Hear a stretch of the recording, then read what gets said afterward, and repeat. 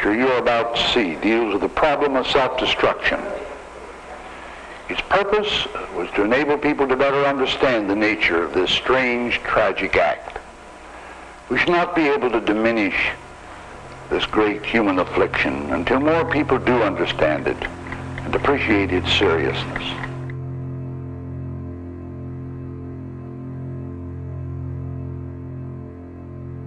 A lot of things about the world these days are very scary.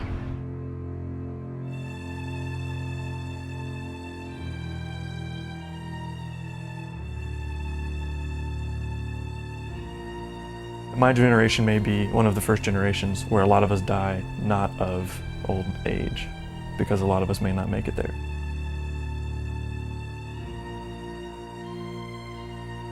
Global warming, it's gonna do this, and our climate's gonna go weird and we're like another ice age or something.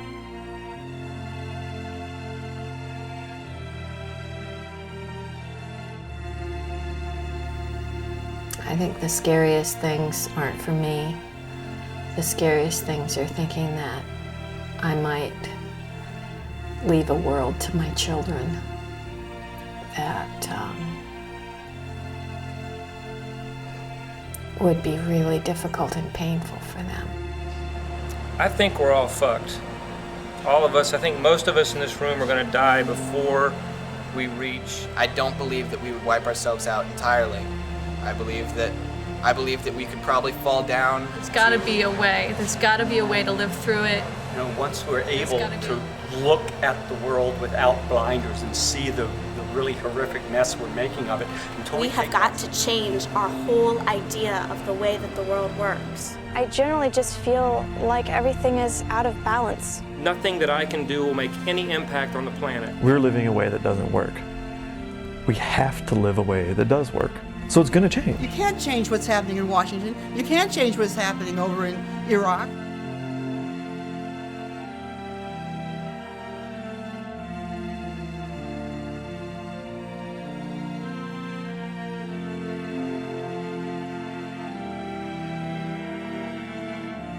We've met the enemy and he is us.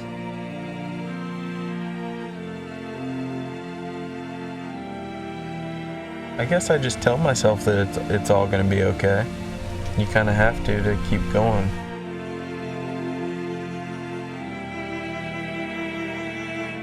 It's not a happy thing to think about.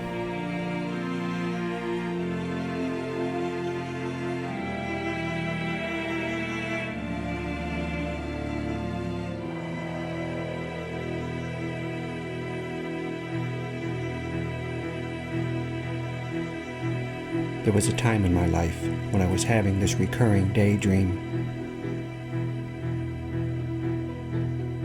I'd be sitting in my car, radio blaring, slowly making my way forward through a fast food drive-thru.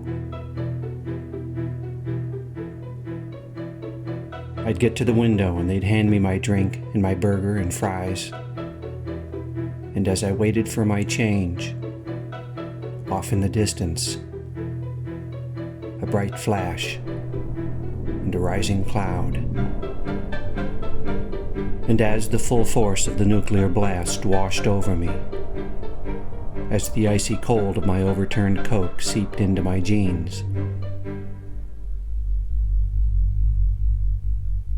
I'd think to myself, what a way to go.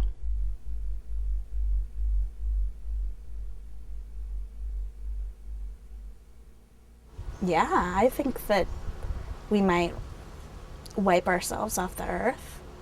Definitely. I feel like that's where we're headed.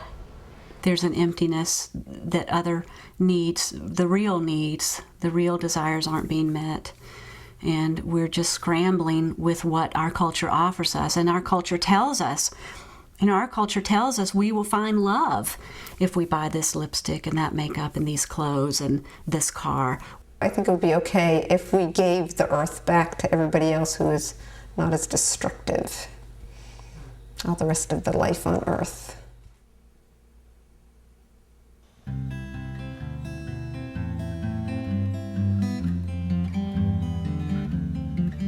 I was born in the American Midwest, central Michigan, the water winter wonderland.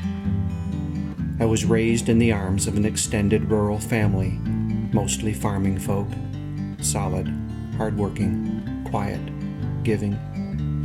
I was born into warmth and plenty to eat, a sense of place and a surety of security. And I was born into stories, stories about the value of work and the right way to live, stories about God and country, about community, loyalty, steadfastness, and resolve.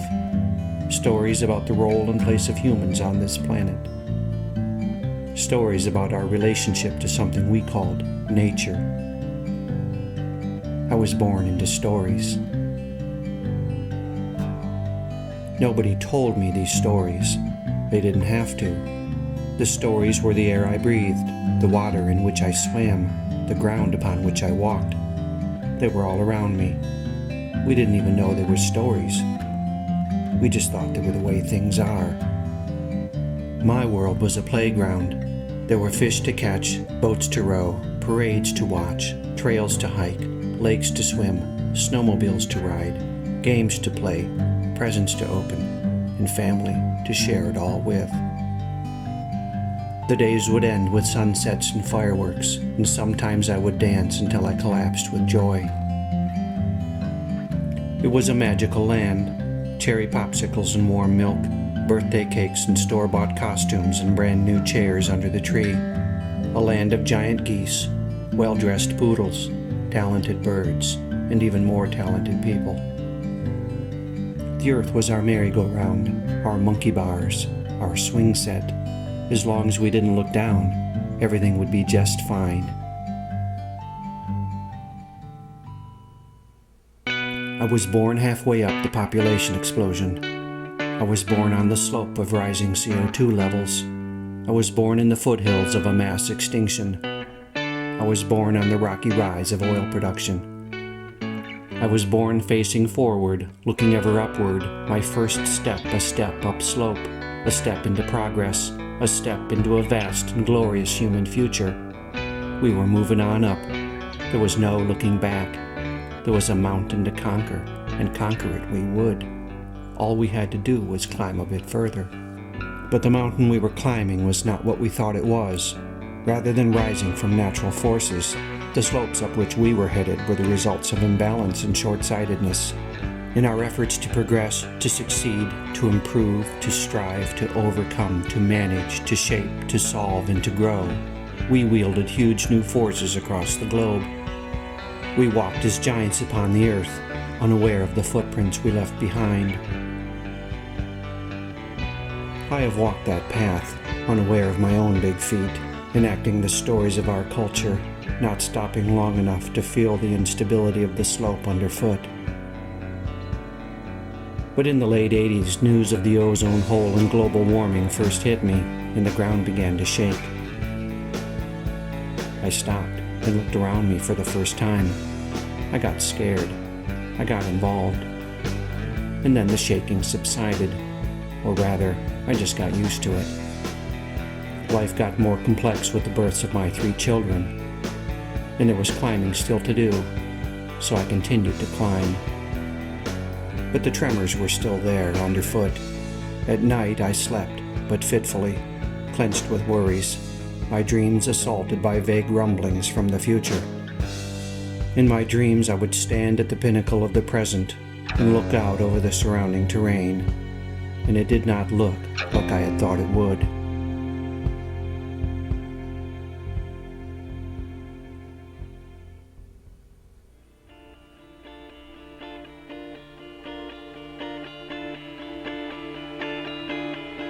A faint howling in the distance pierces the night. The monsters we have created, lumbering to rampant life, are heading, even now, toward our village. Nuclear weapons biding their time, itching with purposes unfulfilled, as hopeful fingers tremble near buttons. Bunker busters and tactical nukes, suitcase bombs and terrorist acts, power plant accidents and leaking wastes. Plutonium launched into space in rockets known to explode. And depleted uranium poisoning the battlefield, depopulating the land.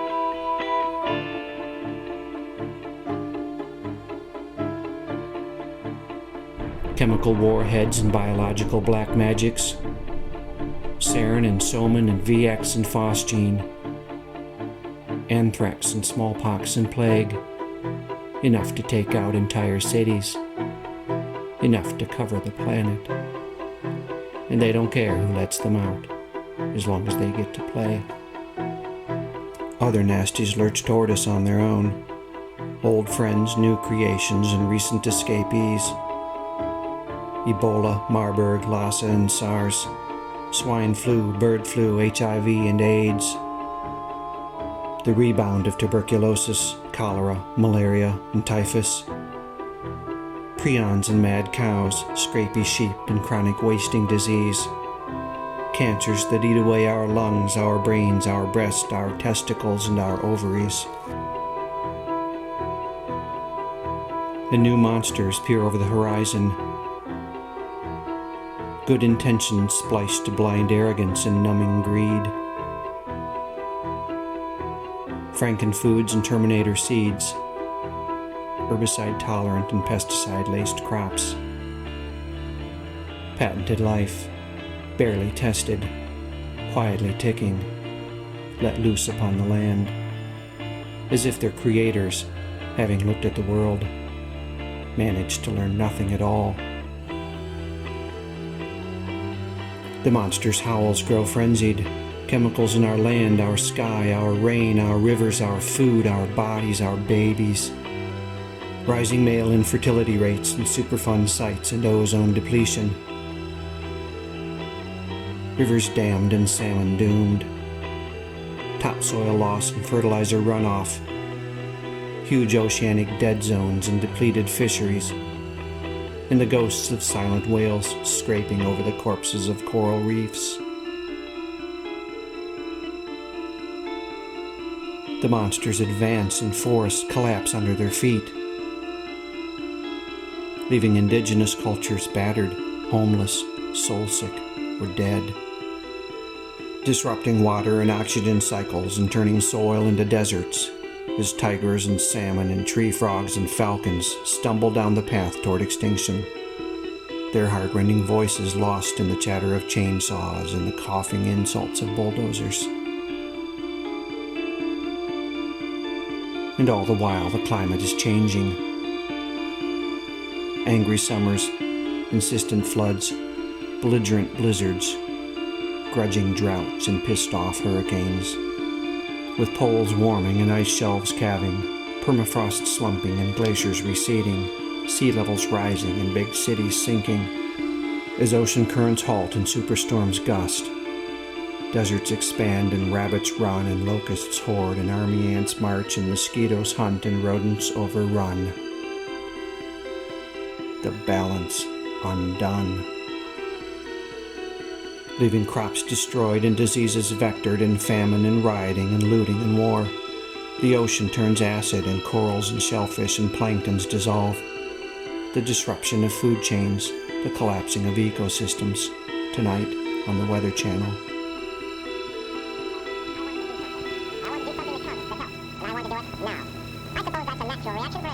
Watch it now while you can, because oil is peaking with no clear replacements. Production will falter as demand keeps increasing, and the price, which is rising now, will just keep on rising. Imagine the impact of the global economy, to the truckers and farmers, to your neighbors, yourself. Watch the bidding war rage from trade floors to battlefields. Watch the Pentagon plan and the Patriots Act. Go look out the window. Do you feel a draft? World populations fueled by the input of oil. We could reach 7 billion by 2013. That's billions of bodies more than the planet can sustain without oil. We're consuming the planet and poisoning the soil and the air and the water that we all need to live. We're driving a high-speed train to the end of life, and we're taking the rest of the planet, trillions upon trillions of living souls, along with us. And all of this, all of this, all of this, all of this is wrapped tightly inside a culture of denials and lies and absurdities so complex and so powerful that we can barely see through the smog.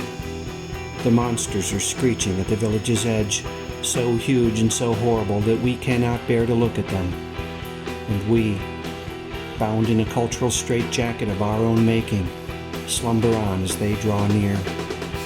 Working jobs we hate, consuming products that do not fulfill, distracting ourselves as best we can with television, drugs, food, sex, and entertainments, hoping our leaders will find some answers, awakening, finally, in the still hours of early morning, to the shapeless realization that they will not.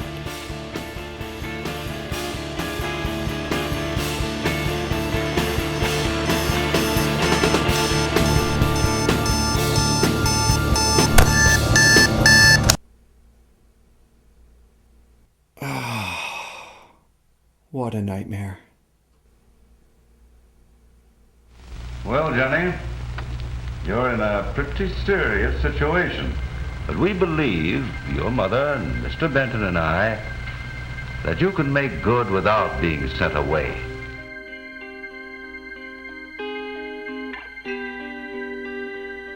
There's always been a part of me that has suspected that I would see the end of the world as we know it in my lifetime. It seemed built into the situation, a certainty of population dynamics, the inevitable end to Mr. Malthus' musings. At some point we would near the sun, our wings would fail, and we would plummet back to the earth. Fuck. New voices spoke of possible futures. Hey, can I have some of those purple berries? Crosby, Stills, and Nash sailed the wooden ships. Shit, not again. Ridley Walker wrote his connections.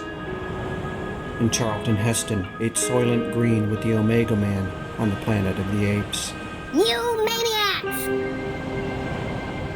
The world looked insane to me, but nobody else seemed to notice, so I buried my thoughts and muddled on.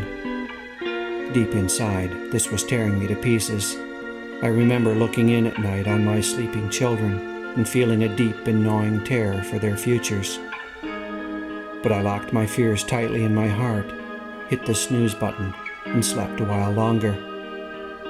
And then I came across Daniel Quinn and Derrick Jensen, two writers who helped me with books such as Ishmael and The Culture of Make-Believe to recognize the stories of our culture, the beliefs and assumptions and fables that have shaped our lives, the fairy tales we have told ourselves, the madness we have made manifest in the world.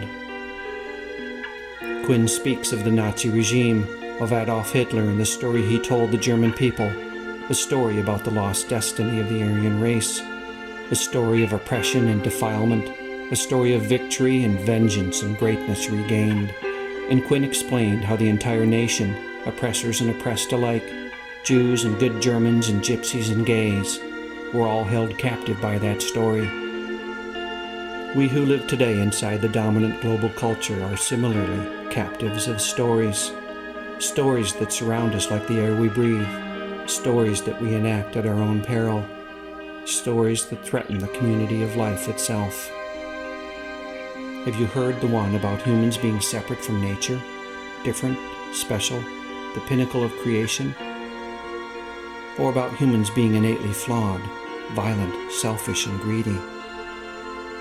How about the one that says that the world was made for human beings to manage, control, and exploit as a resource, and that the world has no value beyond its utility? Or the story about there being only one right way to live, and one right way to understand and view the world? Or about how unlimited growth, competition, and production are all unquestionably good? Or the story that tells us that we can have and do anything we think we want, because there are no limits.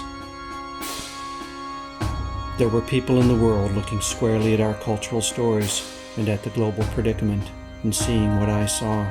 Our culture, in its present configuration, could not last. I was not alone. But the transformation, or the collapse, still seemed far away. It would come one day, but not now. There was time. There was hope. Somewhere, there were people taking care of it all. And that's how it was for me, year after year. I lived the middle-class American life. I lived the stories I had learned as a child and tried as best I could to ignore the rumblings of fear that haunted my depths. And then I started to work on this documentary. 3 years later, having chewed our way through a mountain of books, articles, websites, magazines, newspapers, and documentaries, having attended lectures and meetings and salons and rallies, and having interviewed friends and neighbors, scientists and researchers and writers and activists and thinkers and feelers and more, and having talked and written and laughed and cried and worried and despaired and regained our power to plunge ahead again, one thing seems clear. The global environmental, political, and economic predicament we live in today is critical. The possible scenarios range into the highly disturbing, and the time frame seems, well, imminent. It's as though we've awakened to find ourselves on a runaway train, hurtling wildly down the tracks, held in place by powerful cultural stories and fueled by our desperate consumption of the very heart, blood, bones, and flesh of this planet. If we don't find some way to stop this train soon, we're going to reach the end of the line.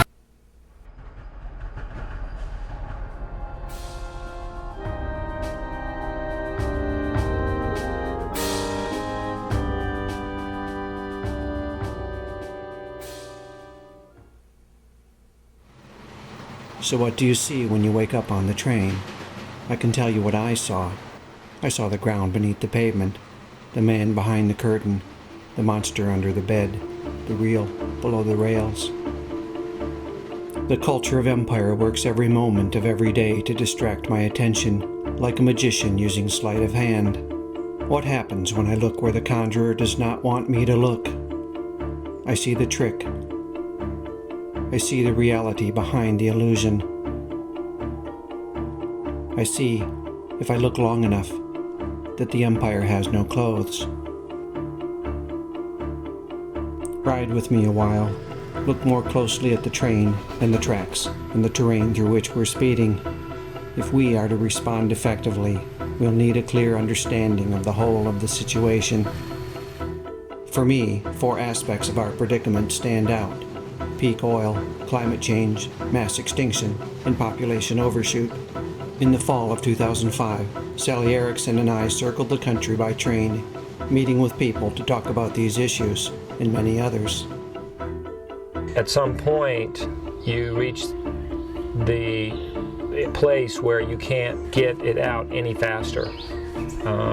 So when you get to that point, you've reached the peak. Then we start downhill. And once we start downhill, that's when economic collapse will occur. That's my friend Tom talking about oil, peak oil, and economic collapse. At first, I didn't get it, so I started reading. And on our trip, I met with some people who knew more about the situation. Over the last 150 years, we've created a society that runs on oil. And it's inevitable that we would have done so, because it's just such incredibly inexpensive, convenient, energy-dense stuff.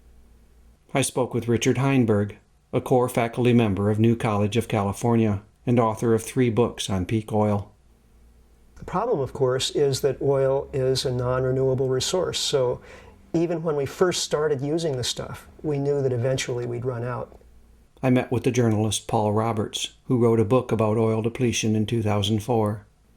At some point, since oil is a finite resource, you can't keep raising production. Usually this is about the halfway point. When you've depleted half of the resource, it becomes harder and harder to raise production. It doesn't mean you run out, and a great deal of oil is still coming out of the ground. If we were to peak tomorrow, we'd still have 82.5 million barrels coming out of the ground every day, but it would be really hard to get 83.5 million barrels. Gerald Cecil, a professor of astrophysics at the University of North Carolina at Chapel Hill, has been so taken by the oil situation that he's now writing a book about it. The rate with which oil has been coming out of the ground has stagnated. It's stagnated at 84 million barrels of oil a day, which sounds like an incredible number, but that's what we use to power ourselves at today's rate of use. And as the world population continues to grow, and as prosperity presumably continues to grow and people power up in their energy use, we get to a situation where there isn't any excess capacity to keep that powering going. And at some point, you end up with a flat supply and a growing demand, and you have serious problems. And that's the nature of peak oil. Are we at or near the peak of oil extraction? There are many signs that we are. Discoveries of new oil peaked right around 1963-64. That was a long time ago. So we're not talking about a couple of years of bad luck in exploration. This is a long-established trend. We've been discovering less oil with every passing year. It's at the point now where we're extracting and using about 4 or 5 barrels of oil for every one that we discover. Now, the oil industry responded in a number of ways, but one of the things it did was begin developing some amazing new technologies to help it find more oil faster. And despite this huge investment in technology and these great leaps forward, the rates of discovery are still declining. Country after country is reaching its own national all-time oil production peak and going into decline. The U.S. was one of the first to do it back in 1970, and now something like 30 or 33 countries are past their peak. And so it's inevitable that within the very next few years, we'll see the global peak in oil production. Nobody's ready for that. Not ready for what exactly? What will the end of cheap oil mean for the world? I went to speak with the writer and activist Jerry Mander. I'd let myself believe that the real problems were decades away. Turns out they're probably right around the corner. All the structures that now exist, our urban formations, our transportation systems, our means of getting food, globalization as an economic model, capitalism as an economic model, which depends upon constant expansion and growth and ever more resources. It cannot possibly continue to exist because they're all based on the root base of all of it is the existence of cheap energy. In order to avoid a deflationary depression, we have to have continual growth in the money supply, which has to be based on continual growth in economic activity, which must be based on the continual growth in available energy and raw materials. We've built an economy based on the idea that it has to grow every year or else collapse. So soon the economy won't be able to grow, and all signs are that we may be facing a kind of global economic collapse because of peak oil. It seems that if our economy is poised for meltdown, our agricultural system is doubly so. I spoke with local sustainable designer Harvey Harmon and with writer Richard Manning about what he calls the oil we eat. The average piece of food in your supermarket has traveled 3,000 miles or more to get there. So not only is it based on petroleum to grow it, but then it's transported and refrigerated. And it's a system that's very dependent on cheap energy and it's very energy intensive. If we take a look at about 1940 and an American farmer, that farmer was using roughly a calorie of fossil fuel to make a calorie of food. Today, that same farmer uses something like 10 calories of fossil fuel to make a calorie of food. That means that petrochemicals, fossil fuel, have become embedded in our food supply. If we run out of fossil fuel, that strategy will collapse in a heartbeat. Sadly, with so much at stake, oil grows increasingly worth fighting for. My friend Ray said it best. Prices will naturally begin to rise, and people will probably fight over it more, and the U.S. will almost certainly, with whatever means are necessary, make sure that we get everything we need. And so that will probably make for an unhappy rest of the planet. it's a permanent state of affairs. You know, the fuel crisis will be over in a couple of 100 million years when everything is settled down and there's a lot more having been made from all of us. Having, you know, been squished back under. It takes a long time. Peak oil got my attention. The ramifications are enormous. And if the oil situation is bleak, some say that the natural gas situation is even worse. As writer and professor Otis Graham said, "We've had 300 or 400 years of fossil fuel. It's coming to an end. Is that an historic turning point? It's breathtaking." Even more breathtaking is what happens when we burn this stuff. Scientists used to talk about climate change in terms of centuries. Now they're talking about decades. Now they're talking about next year. Now they're talking about now. My friends and neighbors are talking about it too. We've increased the levels of carbon dioxide in the atmosphere, which traps heat in the Earth's atmosphere, which raises the temperature. The glaciers are melting, the sea ice is melting.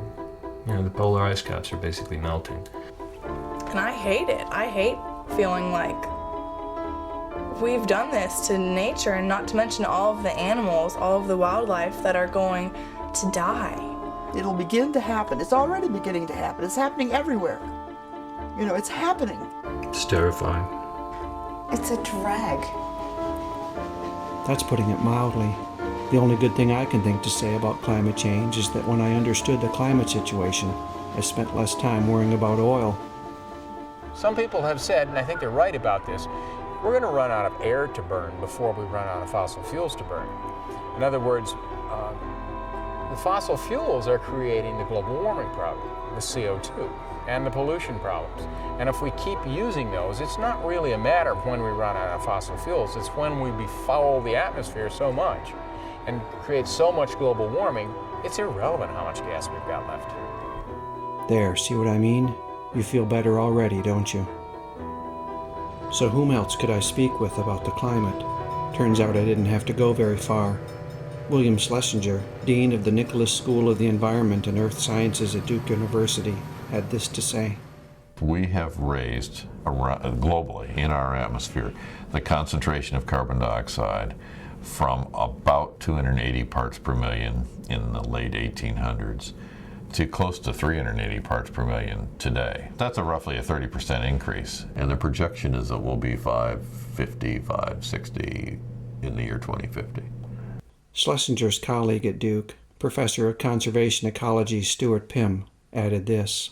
There is now a strong scientific consensus that has caused warming over the last several decades, maybe centuries, and there's a strong expectation that it will continue to do so. So, greenhouse gases on the rise, temperature on the rise, more floods, more droughts, rising sea level. It's been in the news for some time now. How does this impact the community of life? Birds are arriving earlier in the springtime. Plants are flowering earlier. Species ranges are moving northward. We are seeing an extraordinarily strong signal, biological signal, of what global warming is doing for us. Crops and trees will grow in places they don't grow today. We have a lot of suspicion that they may not grow as well. And we're beginning to see extinctions of species that have literally no place else to go as the climate gets warmer. There's one impact I found particularly sobering. The carbon in the atmosphere goes into the ocean. It gets absorbed in the ocean as, I want to say, carbonic acid. Changes in the atmosphere, for example, of carbon dioxide can be buffered by absorption of the carbon dioxide into the oceans, that as you do that, you do change the acidity of the oceans. And we are finding that there's a measurable change in the acidity of the oceans. And that is making it harder for the plankton to form their shells. And if there's a plankton die-off, that's the bottom of the food chain. Plankton, as well as corals, are threatened not only by rising acidity, but by rising temperatures. Phytoplankton levels have declined by as much as a third in some northern oceans, and this has resulted in significant impacts to fish and krill and bird populations. But the reported dangers go far beyond a breaking of food chains, which is bad enough. Phytoplanktons produce half of the oxygen we breathe. Half. And they are a major carbon sink. When plankton dies, more carbon remains in the air, which means more warming. On top of this, new evidence shows that climate can shift very rapidly. Slow changes can build to a tipping point, and the system can then shift abruptly to a new state. This is happening in the oceans, where a global current known as the Grand Conveyor Belt is now being impacted, with possibly disastrous results. As Douglas Crawford Brown, director of the Carolina Environmental Program at the University of North Carolina at Chapel Hill, told me, the amount of carbon dioxide that we're putting out into the atmosphere is rising to a point now where most scientists would agree that we may be at a sort of tipping point. We may be at a point where we're going to start to get so much carbon dioxide into the atmosphere that feedback mechanisms that control the temperature of the Earth will start to be stretched a little bit too far. The classic one is you get too much melting of ice, it flows into the ocean, and you shut off the conveyor belt. And if that happens, this will cause dramatic changes in the climate in England. I mean, England would literally become Norway or Sweden if you look at them on the globe if the conveyor belt were to be slowed down. And we're starting to see changes of those magnitudes. This is why I tend to use the term climate change rather than global warming. A warming planet can have heating and drought in some areas and freezing in others, such as Europe and North America would experience if the Gulf Stream shut down. The impact of that would be huge. Those portions, much of which supply the agricultural bounty for Europe and the U.S., would have dramatic changes in climate, particularly affecting agriculture. There are a number of self-reinforcing feedback loops now in operation. Here are two such processes. The polar ice melting, which is opening huge areas of sea in the polar regions. Without that ice, which normally reflects sunlight, that polar sea is now going to be absorbing a lot more sunlight and therefore heat. We have a lot of carbon stored in the permafrost, and those permafrosts are starting to defrost, and when they defrost, that carbon dioxide, that carbon is going to be oxidized to carbon dioxide or brought out as methane and so on, and that will be a dramatic increase in greenhouse gases. This may get out of hand, and we'll suddenly be looking at a very rapid warming of the planet. This may get out of hand. Given that there seems to be a consensus that we need to reduce carbon emissions by 70% or more, and given that we live in a world where economies must grow or die, and given that our carbon emissions grow along with our economies, and given that many countries are working feverishly to emulate the American way of life, it's difficult to see a way to stop it from getting out of hand. I've yet to see a proposed solution that even comes close to realistically addressing the situation. Talk about a snowball's chance in hell. I mean, it's like I used to take this martial arts class, and a lot of these guys, it was a kind of a kung fu thing. A lot of the guys in class would be saying, well, what if I meet a guy that's really good in taekwondo? Or what if I meet a really good boxer? And the teacher would say, well, you're going to get your butt kicked.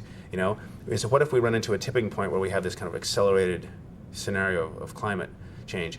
We're going to get our butts kicked. It's very possible that global climate change is out of our control at this point, no matter what we do, whether we implement Kyoto or Kyoto on steroids or whatever it is.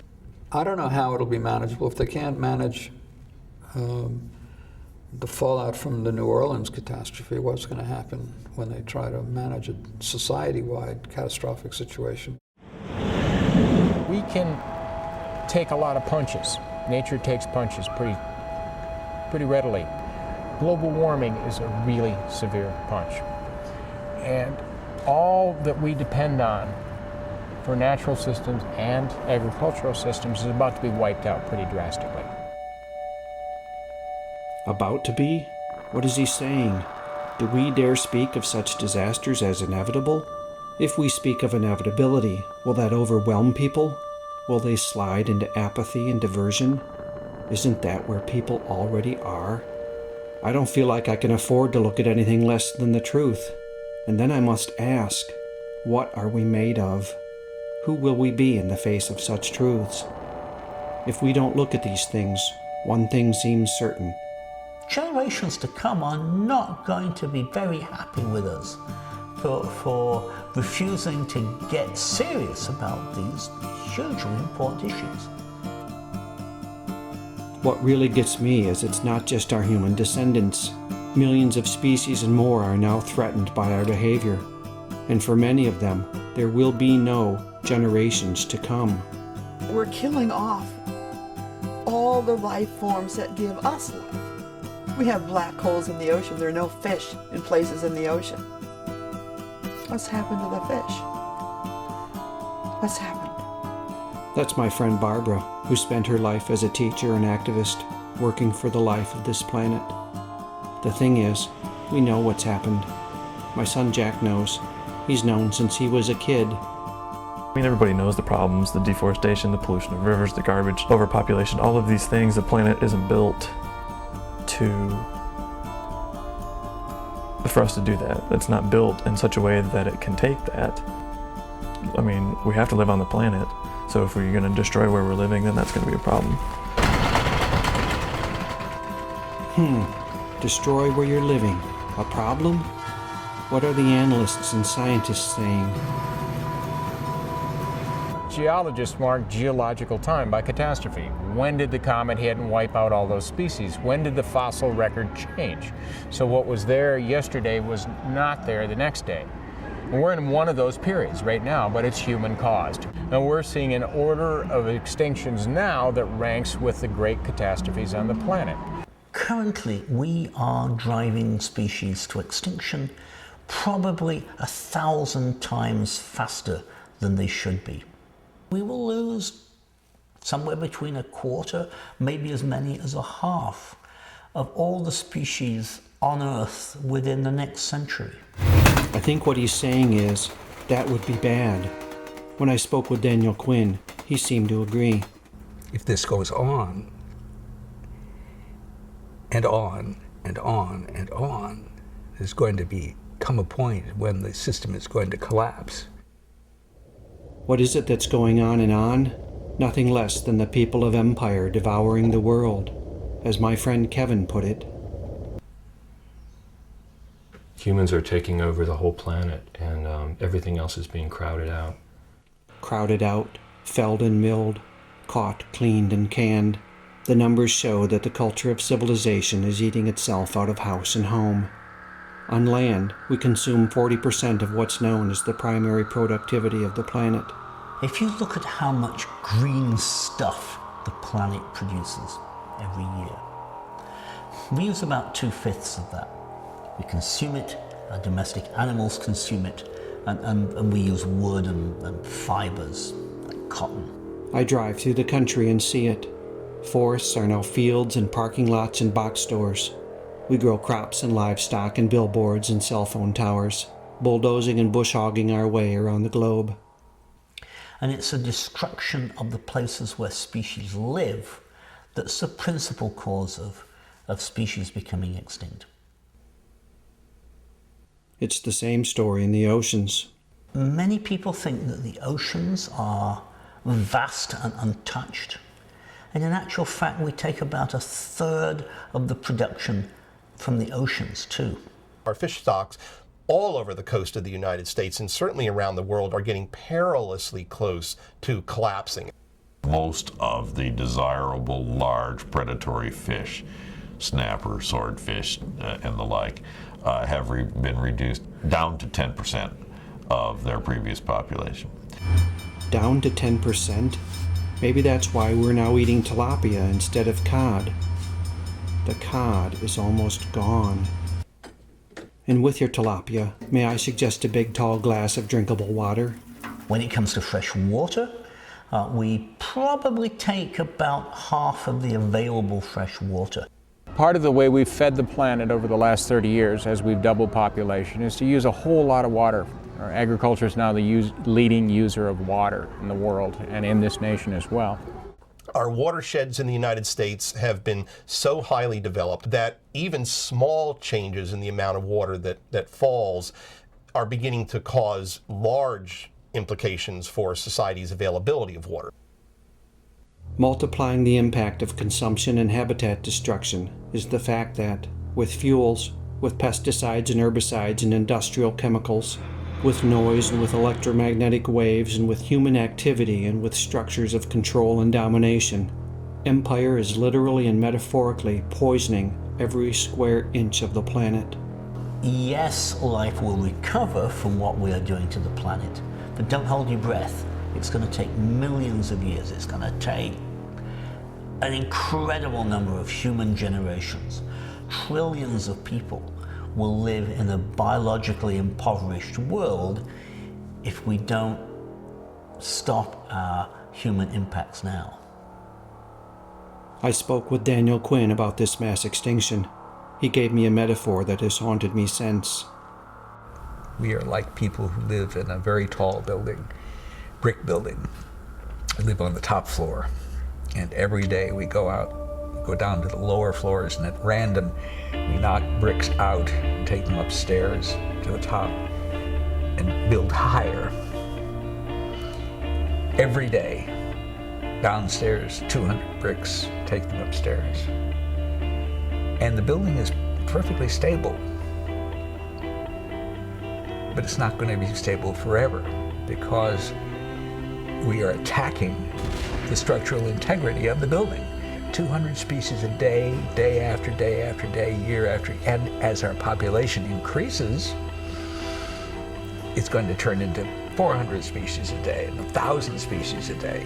And there's going to come a day when the system is going to collapse. 200 species a day. This is calamitous. We may already be well over 200 bricks each day, and it looks to me like the building is not far from collapse. Everything in me wants to run out of the building before it comes crashing down around my ears. But where would I run? Empire now covers the planet. The building is everywhere, and almost all of us are inside of it. All of us. All 6.5 billion of us. One of the hardest things to talk about is the human population explosion. The friends and neighbors I spoke with all seem to agree that the enormous increase in human population would soon have to be reckoned with. We're approaching full tilt, I think, in terms of what the planet can sustain. Any species that has outgrown its environment is pressed for resources. Is it just all going to end, and is that going to be the solution? You know, are we going to become extinct like the dinosaurs? Equilibrium will be re-achieved. Unfortunately, nature is a harsh taskmaster. Because we're so intelligent, because we're such a different class of animal with such a big brain, we have the ability to understand and foresee and prepare and stuff for these things. It doesn't mean we will. How will we face into the issue of human population? I went to speak with William Catton, a professor of sociology and human ecology at Washington State University, now retired, and author of an amazing book on ecology and human population called Overshoot.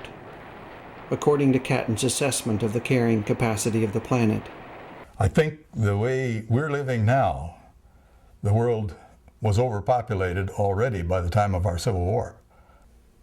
The population at the time of the U.S. Civil War was just over 1 billion, so we've now overshot that number by more than 5 billion, as Catton told me. It is possible to exceed carrying capacity, but only temporarily. If you exceed carrying capacity, you then damage the environment upon which you're depending. Looking closely, I've come to see that population numbers for humans, in and of themselves, are only part of the story.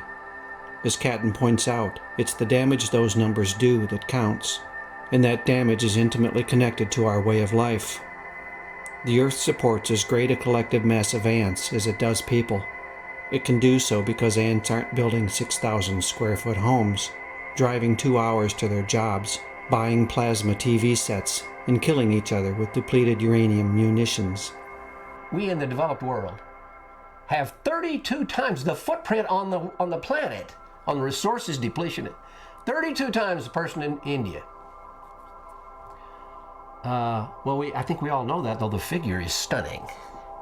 And it ought to make us really think and start to talk with each other about this. You talk about how many energy slaves per capita do we have.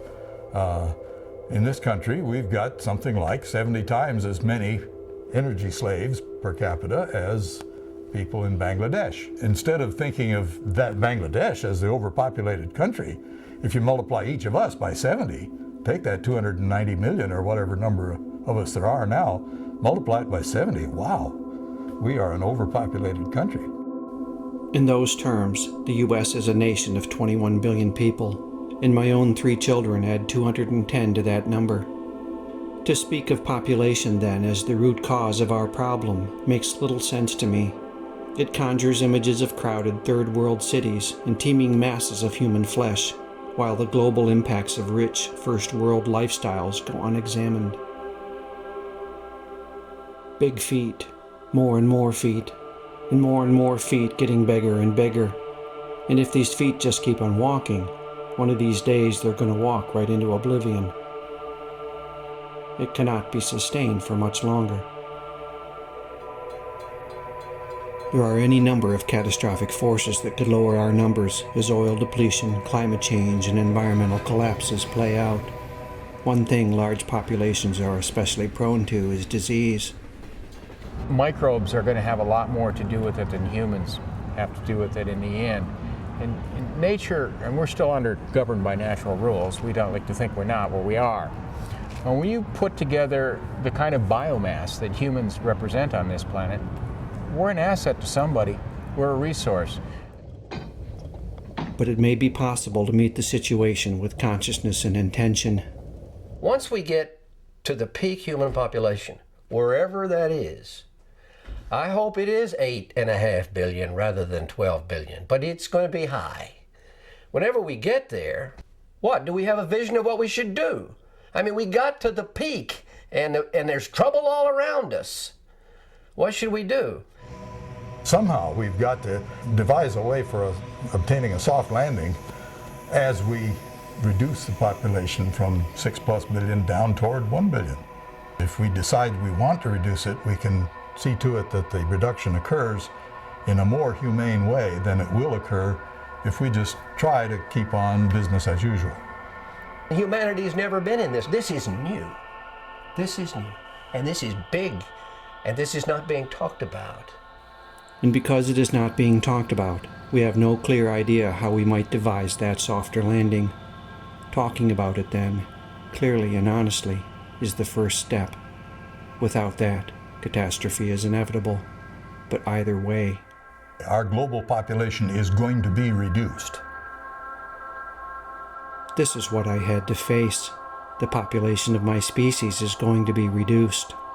I had to face it just like the grizzly bears have had to face it, and the wild salmon have had to face it, just like the right whales and the piping plovers and the mountain gorillas have had to face it, just like the great auks and the golden toads and the black-finned ciscos had to face it before they went extinct. And I had to face something else. I have a choice about how I meet it. My friend Lyle gave it some perspective. The fact is that there have been die-offs of civilization. There have been collapses of great, mighty civilizations. Sophisticated, powerful, unbelievable civilizations have collapsed. And it's a choice. It's a choice that we can decide to succeed or fail. And I'm going to go ahead and decide to succeed, thank you. And I'd really like it if you'd come with me. What choices do we now have? What would that success Lyle speaks of look like? What is inevitable at this point? And what remains to be created if only we awaken to our power? Most importantly, why have we not already awakened? And you know something? The more you talk about your problems, the easier they are to solve. It's bottling things up inside that's bad. We can't survive apart from the earth. And so we're killing it. I think part of looking at things exactly the way they are is feeling how isolated and alienated we have become from ourselves, from the people around us, and from the natural world. And when you look at that and experience that, the natural response is deep grief. Deep grief at the loss of connection.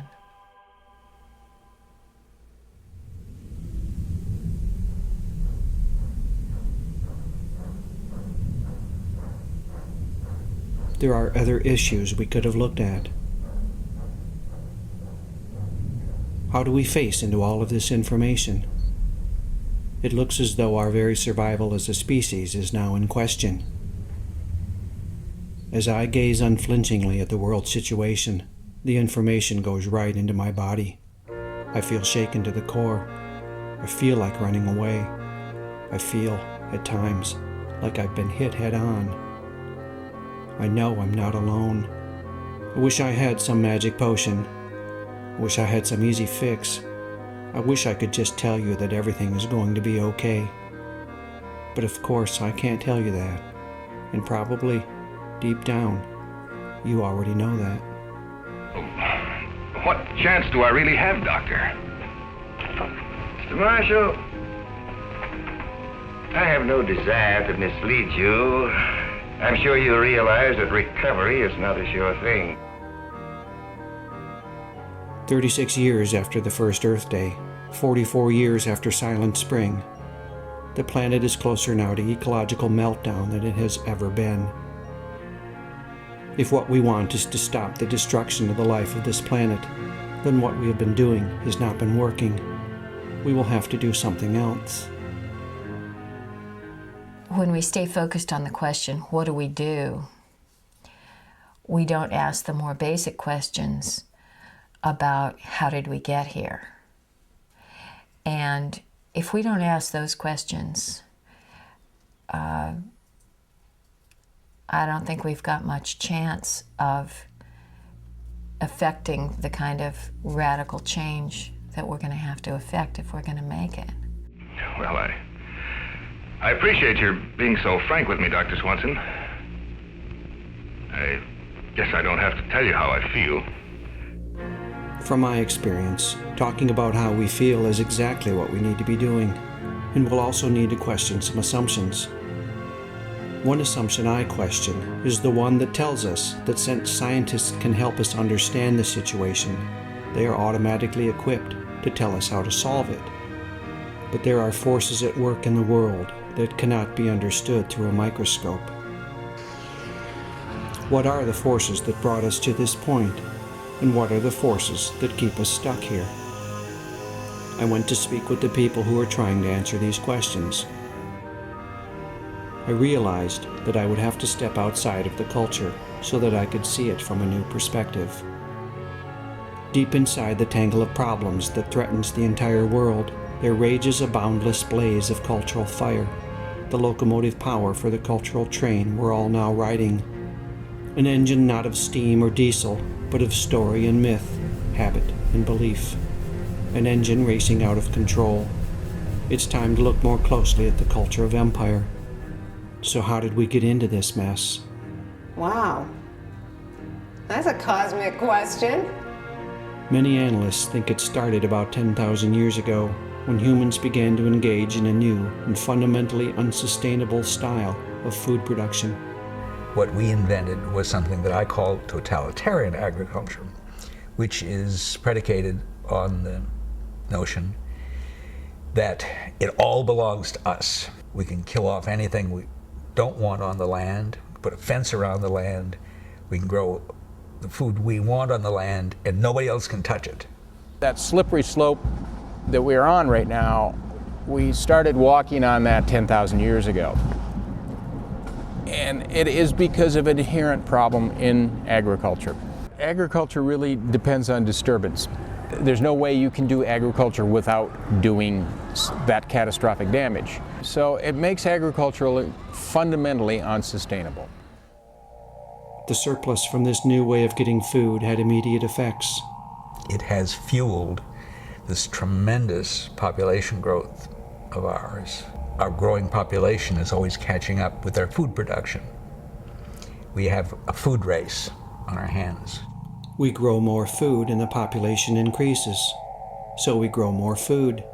It's a race that can't be won. On top of that, totalitarian agriculture also consigned its practitioners to a life of hard work and poor health. As a species, we had food before us for all of our history, which is 200, 300,000 years. When you look at 10,000 years, it's relatively minor in that space. But we were hunter-gatherers. And so nature grew our food in its way as opposed to our way, which is agriculture. We didn't grow food, food grew. Yeah, it's hard for people to accept the fact that the more you base your society on agriculture, the harder you work. If we look at archaeological sites around the world, and people have done this, and all the locations, this is not a cultural issue, in all the locations where agriculture began in Asia, the Mideast, South America, and Central America, we will find people who are stunted, short, their teeth are invariably gone because of the carbohydrates they're eating turn into sugars and rot their teeth out. They're misshapen, they're asymmetrical, they show every evidence of suffering all sorts of disease. This new type of agriculture both required and allowed more settlement, and with that came the beginnings of wealth and inequity. If you go to pre-agricultural towns, you'll see a series of houses all about the same size. And almost instantly when agriculture occurred, you can go to any town in any agricultural site in the world, not just in Western culture, and see a few very large houses with granaries connected to them and a whole series of smaller houses. That kind of social inequity began almost immediately with agriculture. As Quinn and Manning point out, early agricultural peoples were not better off than their hunter-gatherer predecessors. This was news to me. The psychologist and cultural analyst Chellis Glendinning points to other consequences of settlement and agriculture.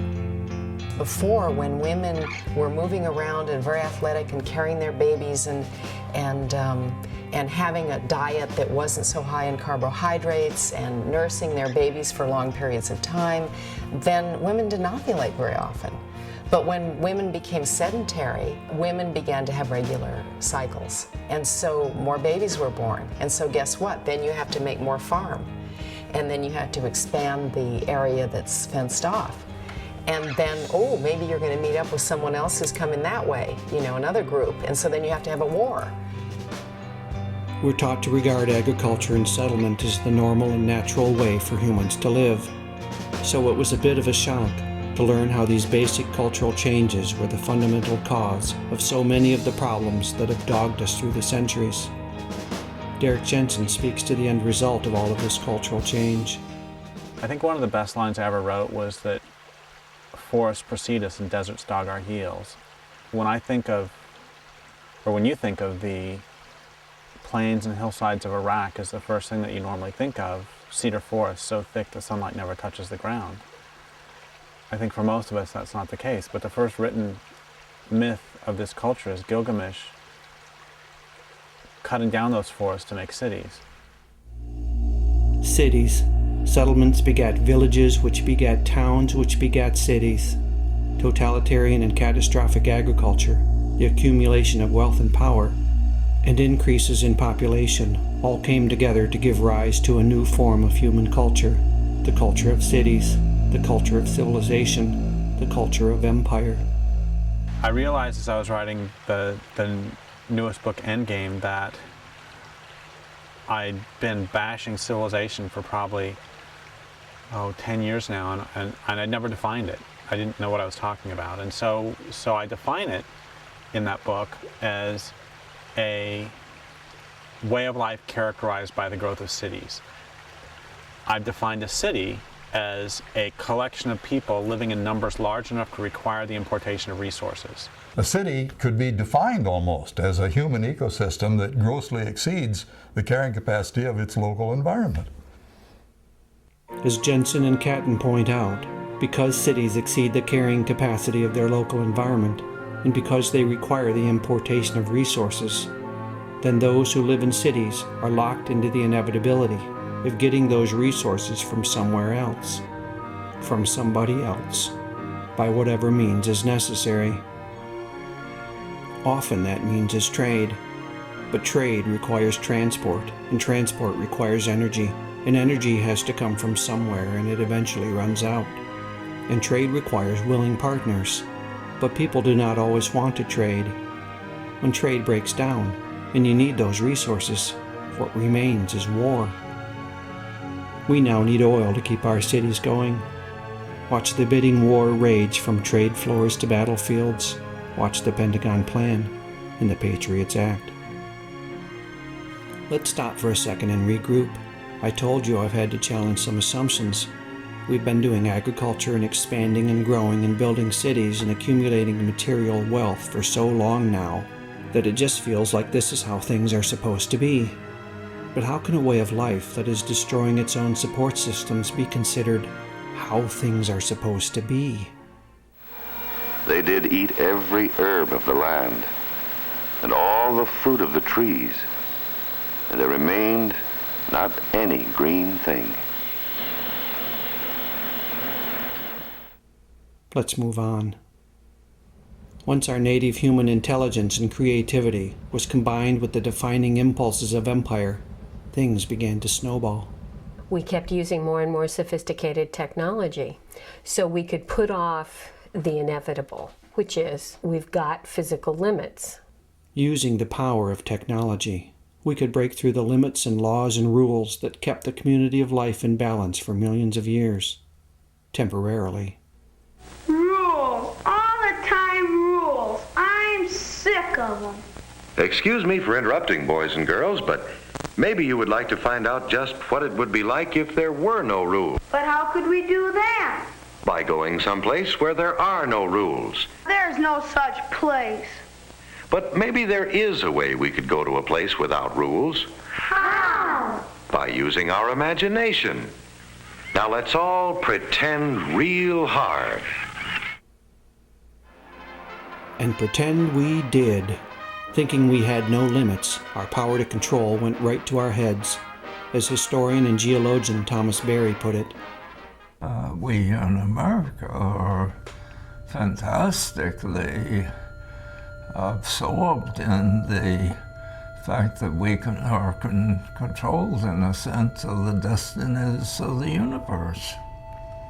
So, and whatever we do is what needs to be done. What I say goes, see? I'm the law around here.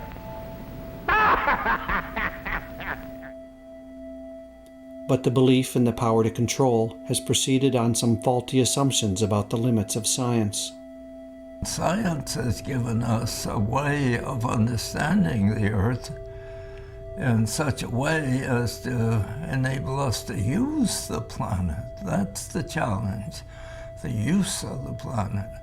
And that's the fatal aspect of science, is that science gives us the power, but it doesn't explain how to use the power. I've been confused about technology. I've heard all my life that technologies themselves are neutral, that it all depends on how we use them, that they can be used for good or ill, depending on the wisdom and intelligence of the user.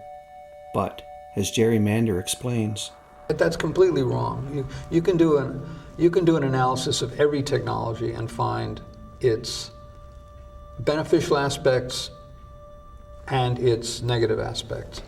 The idea that it's just about the way we use it is absurd, because these are built-in factors. As an example, the difference between nuclear and solar is more than in how we use them.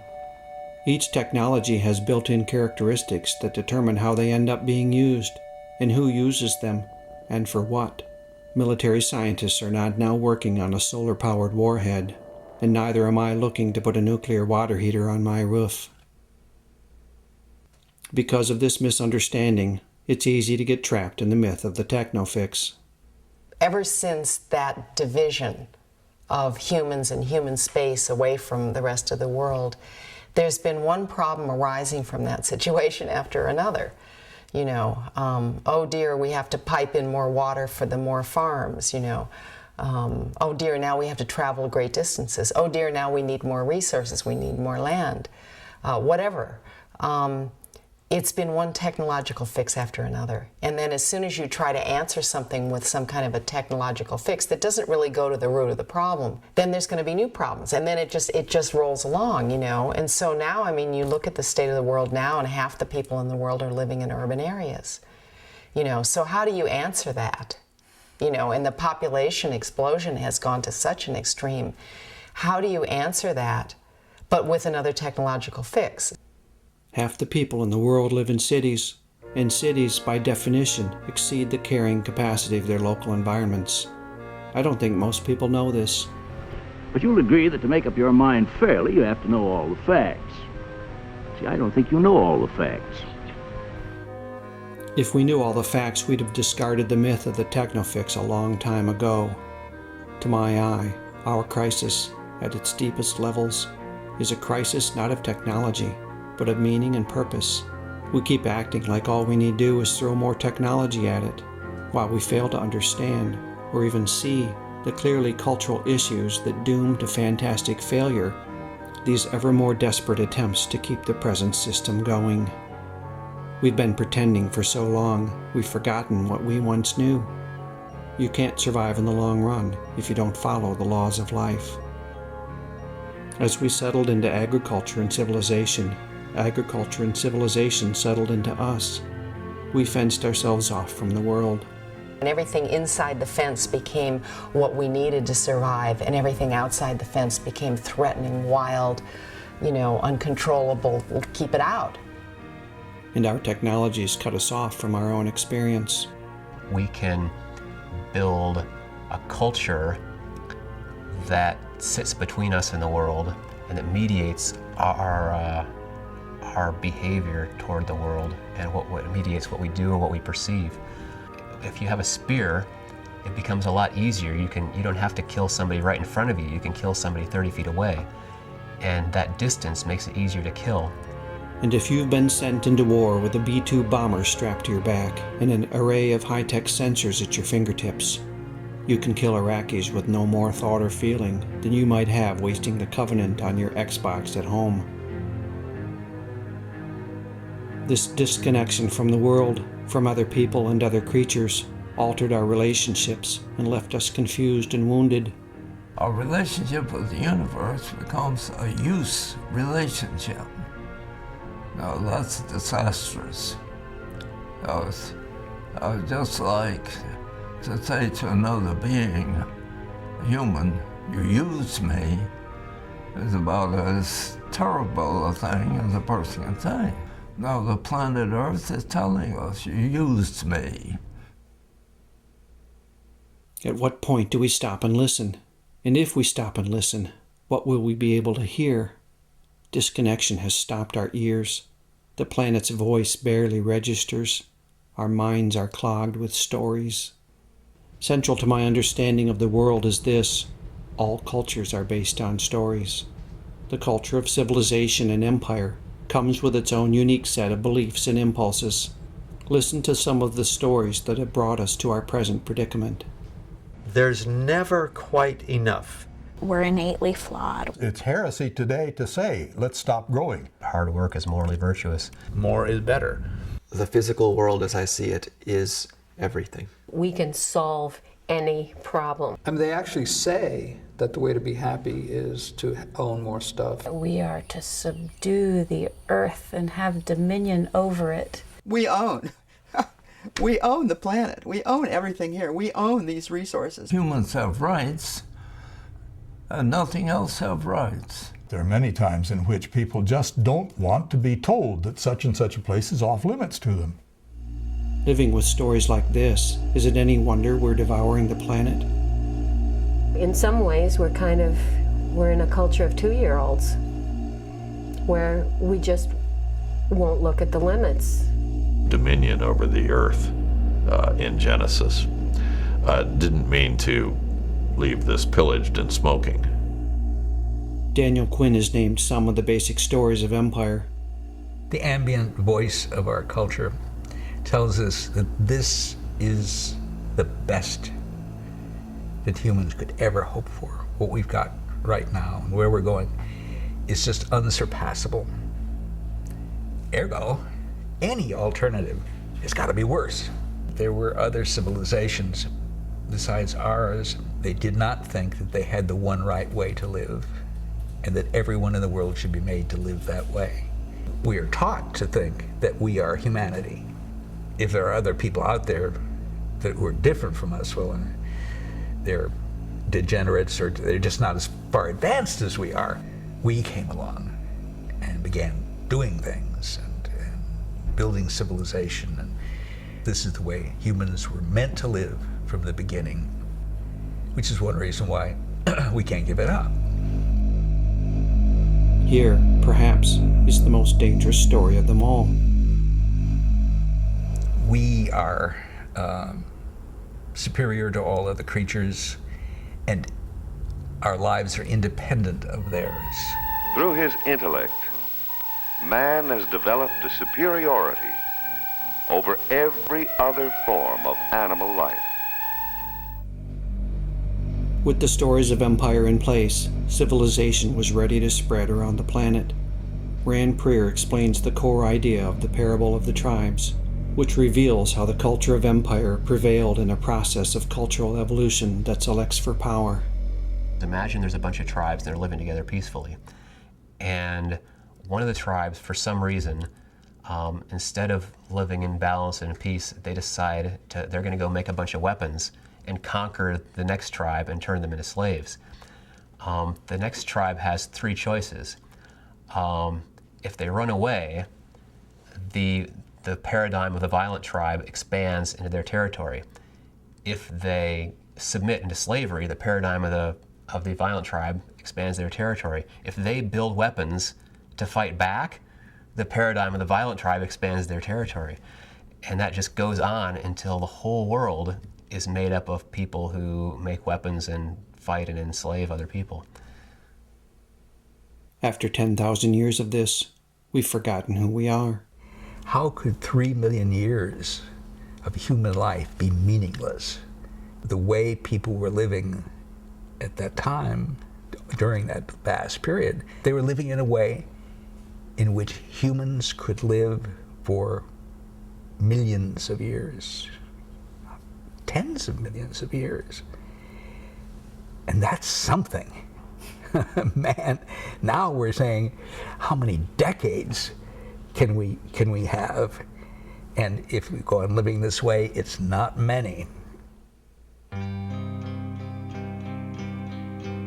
It strikes me as critical that we remember who we really are.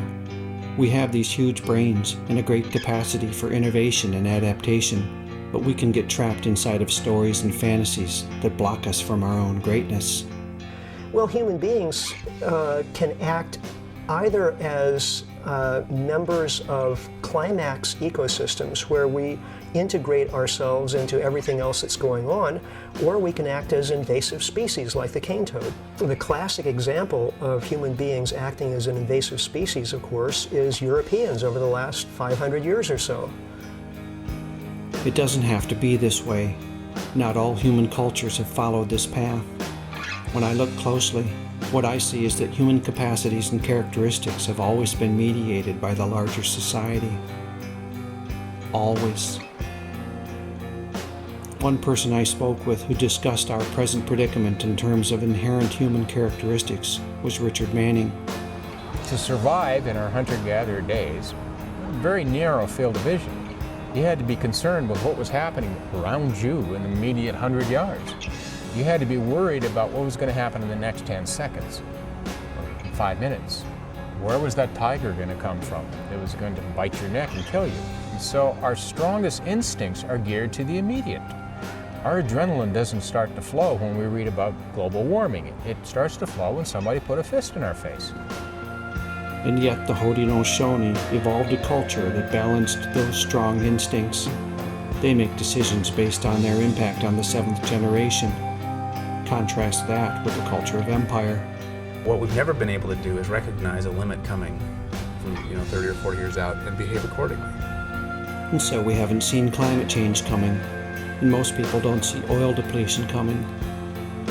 And there are other forces in the universe that play out over the long term, Exponential growth and population dynamics can both unfold over generations, making them, for humans blinded by their own culture, difficult to see.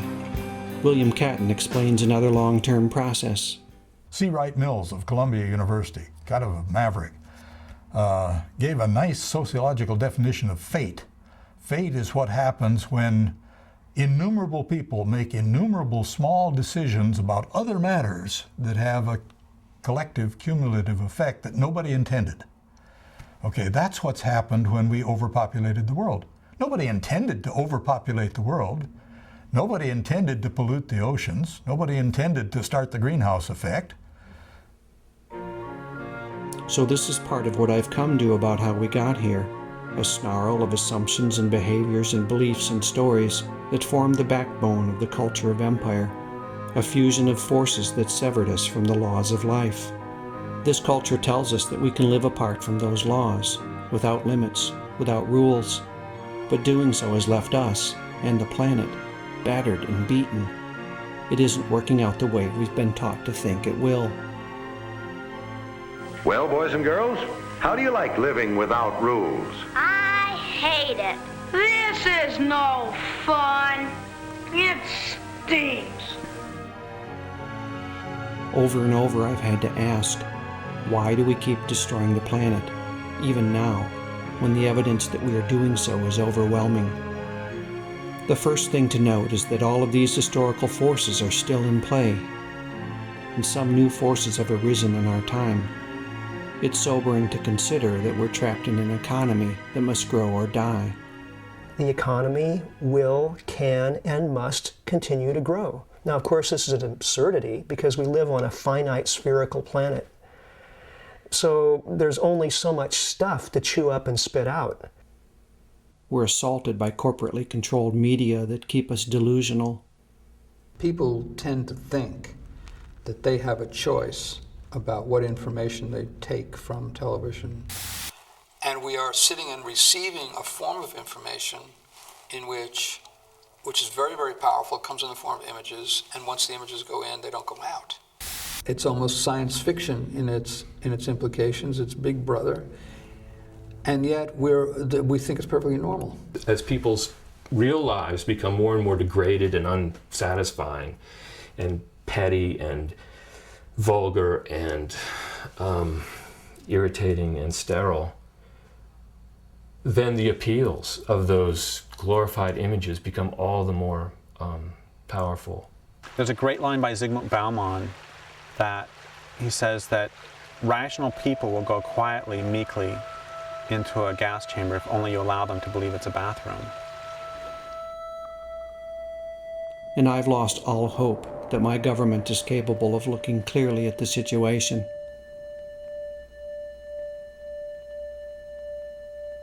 Sadly, it looks as though much of our educational system leaves us totally unprepared to question the dominant culture. It numbs our critical thinking skills instead of developing them. And it goes along with technical, industrialized society because you need to turn people into interchangeable machine parts where you can pull one person out and stick another person in the same spot.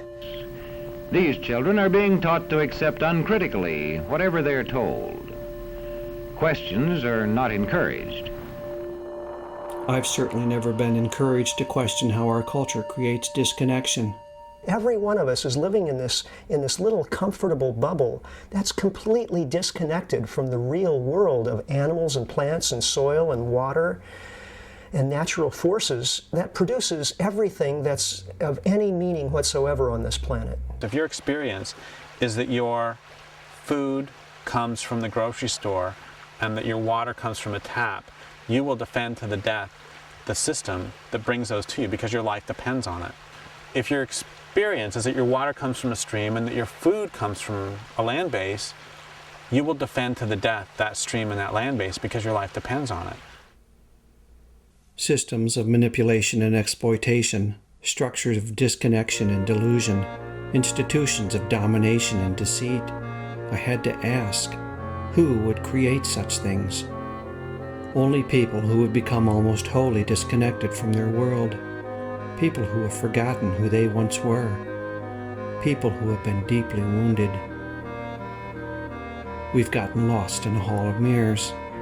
Everything that we receive, everything we see, hear, smell, taste, feel, originates in or is mediated by humans and machines. That affects our consciousness.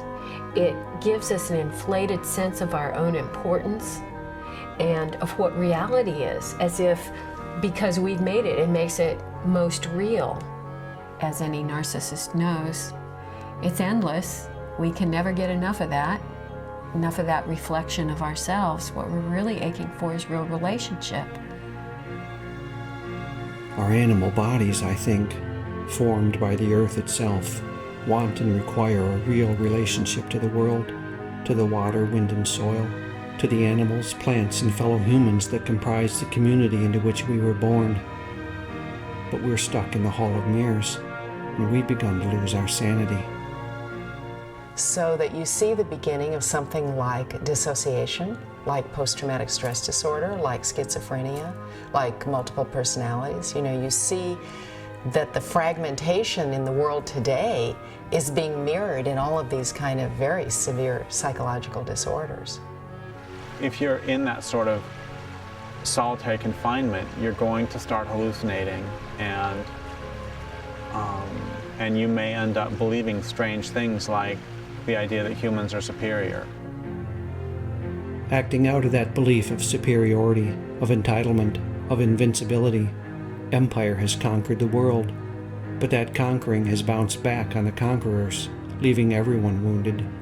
If the world, the system that we're living in, is harming other people, then that's something that, you know, you can't live with that. So if you look at the people who have been assimilated into empire, and if you look at the imperialists themselves, you find an incredible dissociation from reality. Dissociated from the reality of the planet, we don't act on its behalf. Feeling for nature is diminishing to the degree that people are less desiring and less able to influence policy about nature or to do anything to protect nature or to have any feeling for nature. It's hard to have feeling for it if you never have any contact with it. And it's hard to have any contact with the rest of the world because we're living like an animal in a cage. Just think about an animal in a zoo. An animal's deprived of the very things that keep that animal going, the smells, the sights, the sounds, the instincts, the hunting. And they become psychotic, literally psychotic. I think that we've done something to ourselves that is exactly analogous to that. We've put ourselves in a cage, in this cage of civilization, of cities, and it's made us, in a way, psychotic. That if you would have a group of hunter-gatherers, and this has happened a lot, hunter-gatherers watch behavior of people in our society, they would think we were crazy for the way we behave, because we are. I stop, I listen, I watch the world. The disconnection is everywhere. You learn it as a child. You know, you learn to not feel the kind of pain that is inflicted upon you by the lack of connection, by being in a crib by yourself in a dark room, you know, by not having the breastfeeding, by not having the constant contact with other people's bodies. Television viewing for children, and I think to some degree for adults, is a training for more hyperactive lifestyles and hyperactive informational systems. And that is putting people into a kind of emotional, psychological state which makes it impossible to relate to nature. So, I mean, it's concrete alienation again. Most of us don't have a human community where we can rest and feel safe and feel like I'm going to be taken care of. In our culture, there's so many things that are set up to stop us from connecting directly with each other. Like if you go to a bar, we take this for granted. If you go to a bar, it's dark, there's really loud music playing, because if it were quiet and there were good light, people would get freaked out to have to deal with each other so directly. Our economy thrives on this. It's pretty easy to sell stuff to people who are so disconnected from the things that they most need. The stores are filled with bandages for the wounds of empire. There are other ways to look at this wounding. Derrick Jensen sees the dominant culture as an abusive system, leaving its members suffering from complex post-traumatic stress disorder. What happens if you're not traumatized once or twice, but if you're actually in captivity for a long time? If you're held as prisoner? One of the things that happens is you become afraid of all relationships and you have to control everything around you. You forget that mutual relationships are possible, and you begin to believe that all relationships are based upon hierarchy, because that was your experience. And you come to believe that all relationships are based on power. And of course, when we look around, that's what we see. So we are too frightened to enter into a relationship with these trees, with all of our neighbors. And so we call them resources, those to be exploited. Everything within an abusive family structure is set up to protect the abuser. Everything.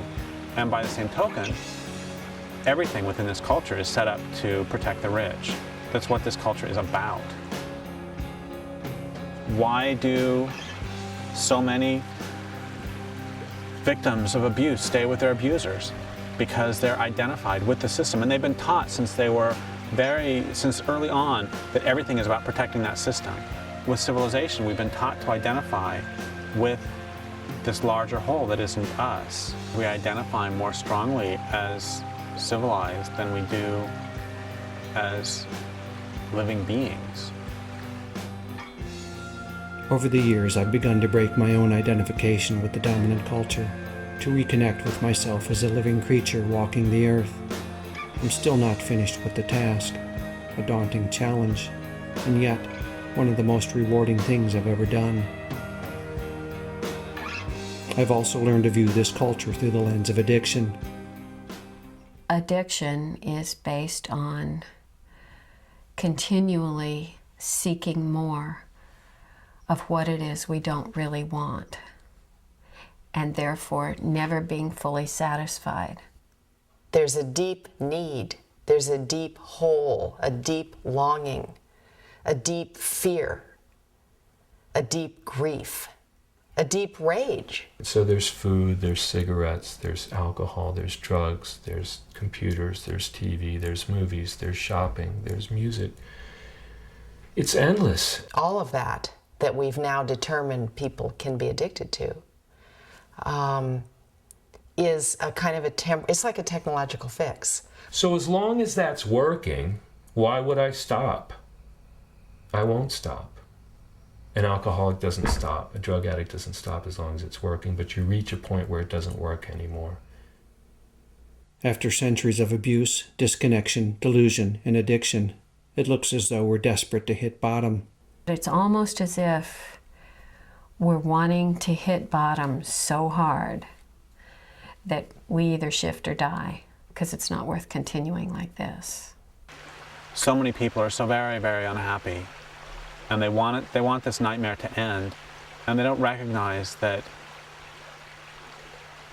the death that they want is a cultural death and is a spiritual and metaphorical death. That would explain why we continue to foul our nest. If what we want is to hit bottom, we found the perfect means to get us there. Denial. Denial. Denial. Denial. Denial. Denial. Denial in huge neon letters that blink on and off like the old Rocky and Bullwinkle credits at the end of the show. Again, I stop and listen and watch as I move through the landscape of empire. The denial is so thick that you could cut it with a paper knife, if only you weren't still using it to frost that cake. Denial takes tremendous energy, and if you have to work really, really hard to not acknowledge the fact that this culture is killing everything, you're not going to have much energy left over. It's the energy I've freed up when I stepped out of my own denial that has made this documentary possible. The more I let down my defenses, the more I find the power to look more deeply at the world. And when I look, I find the story of somehow, a fantasy that keeps us passive in the face of the world situation. We've muddled through things before, and somehow we'll muddle through this one. Somehow everything's okay. Somehow. How do we get there? You know, it's like it doesn't do any good to fantasize if there's no way to get from here to there. Is there a way to get from here to there? And where is there exactly? Where do we go from here? As world events break through our walls of denial, voices of helplessness and resignation fill the air. You know, if we knew somehow way to get out of it, we would, but we don't. Whatever's going to happen is going to happen. There's going to have to be some sort of catastrophic event.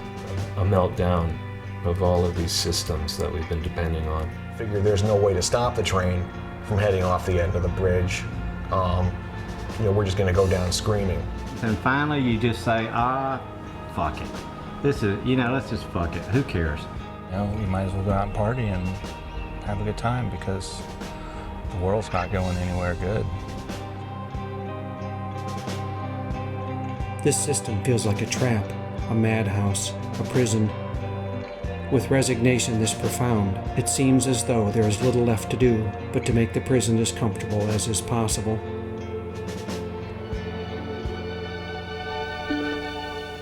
Personalized, and with accessories engineered to our personalized taste, for convenience, for comfort, for convenience and safety, with protection from rain, blocking out the wintry gale, with comforting warmth, to hold out the searing heat with cooling comfort. Capitalist culture is telling us to buy, and we will feel better if we buy more. That we are incomplete, and that we need to fill this emptiness within us by consuming. Consume, consume, consume. We've looked now at the train that is hurtling us to destruction, at the tracks that constrain us, at the locomotive power that drives us to oblivion. And we see more clearly now exactly where we are headed. It all adds up to this. This culture is not only killing the planet, it is destroying us as human beings. The train plunges forward at blinding speed. Charlie stole the handle. So who are we going to be?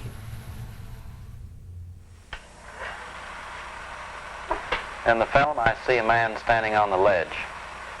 Do you think he really wants to live? The answer, of course, is yes. I don't think humans are going to go extinct. We can't kill ourselves off. I just don't see any plausible way it could happen. Well, I guess, yeah. What might happen is the Earth could get into a serious runaway greenhouse effect that could turn the whole planet like the planet Venus, where it's like 1,000 degrees and full of methane.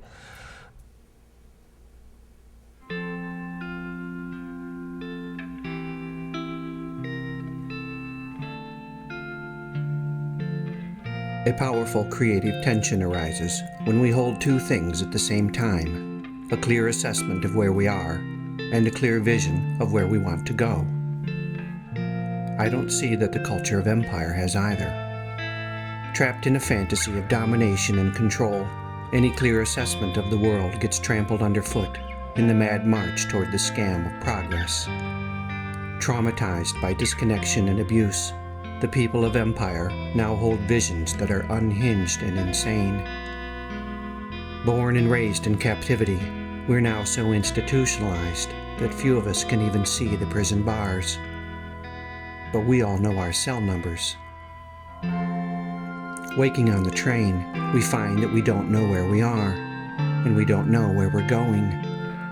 We hear the whistle blowing, and we can see the world speeding by. Some of us want to stop the train.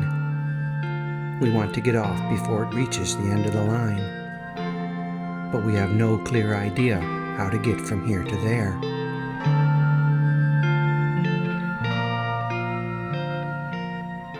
The secret plan is that we're going to go on this way no matter what for as long as we can. I likened it to the secret plan in Nazi Germany. It was an open secret. Everyone knew that those Jews weren't going off to resorts or to have picnics in the woods, but no one talked about it, and no one talks about this either. This is scary. We're in a democracy. We're in the biggest democracy on the planet, and we're not getting informed, and we're not looking either. We're not asking. As civilization has provided more and more for us, it's made us more and more infantile, so that we are less and less able to think for ourselves, less and less able to provide for ourselves, and this makes us more of a herd. We develop more of a herd mentality where we take our cues from the people around us, from the authority figures around us.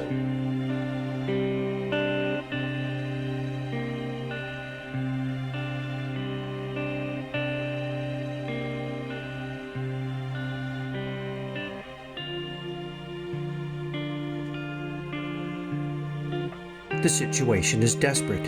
It's the worldwide eco-slam, where climate crash goes head-to-head with the peak oil kid, and overshoot tears into mass extinction.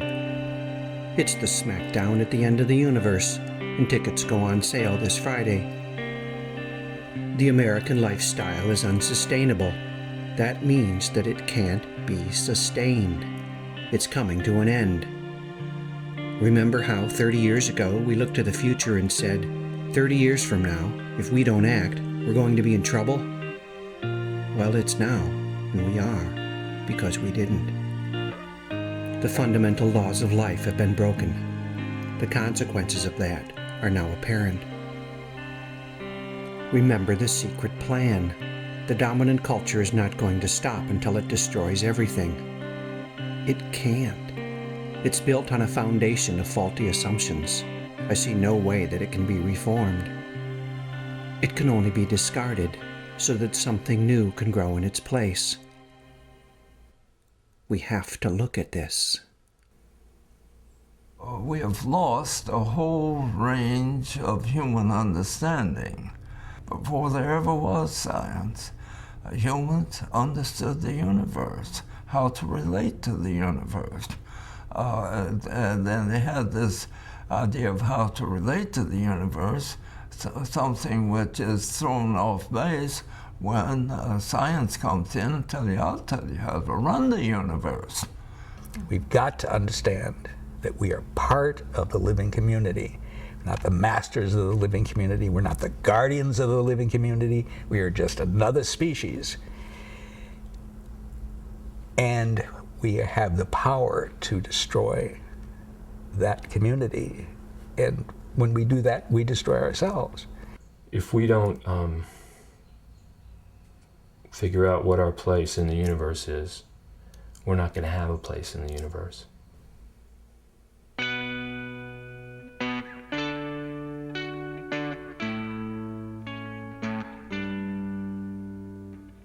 I have read many books about the world situation, and I have noticed a curious thing: the happy chapter. After an entire book of dire prognostications and appalling facts, comes the chapter at the end that says that if only we do this and this and that, we'll find the solution. That while there is much to give us concern, there is also much about which we can be hopeful. I don't like happy chapters. They've lulled me back to sleep. They suggest that somebody, somewhere, somehow is handling it. I can just go on with my life. And hey, we've got 30 years or so, right? That's lots of time. I'm sorry, folks, but I think time's up. I have no happy chapter to offer you. No list of quick and painless fixes. No plan that will keep the train rolling forever on this track. I see no way for that to happen. If there's going to be a happy chapter, we shall have to write it together with the rest of the community of life. on the pages of the living world. I sometimes had dreams about my grandchildren coming also. And these dreams sometimes turn unpleasant because the grandchildren come and they come from a North Carolina and from a California that is polluted, the air they can't breathe. And they say, "Granddad, did you let that happen?" And they're angry when they get there. I think they're gonna look back and shake their heads and say, what happened to those people? How did they lose sight of such basic things?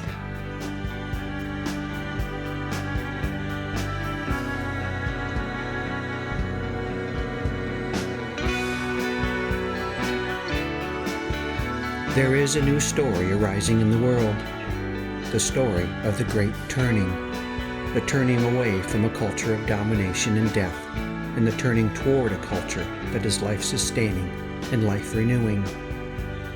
All over the planet, people are now telling this story. The Buddhist scholar and deep ecologist Joanna Macy tells this story in her workshops.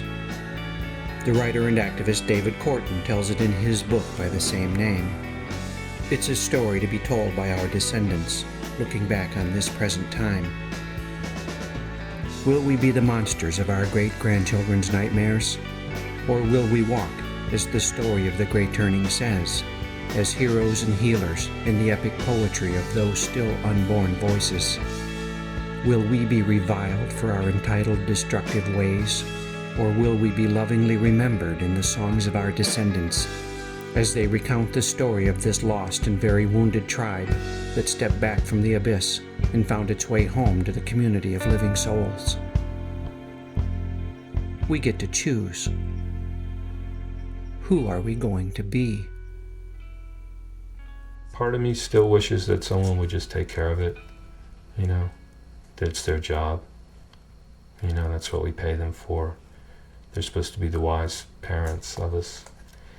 It's going to come as a really rude awakening when people realize that A, they can't, and B, they won't. I don't think life for most Americans, despite our affluence, is all that it's been cracked up to be. And people are afraid to talk about that.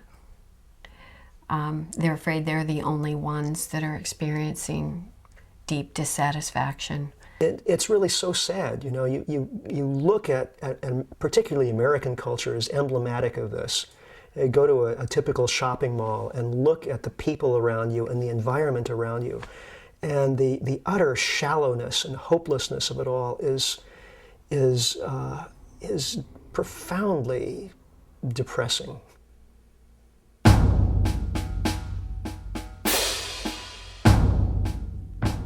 Look, is this who we are? Consumers, shoppers, workers, voters?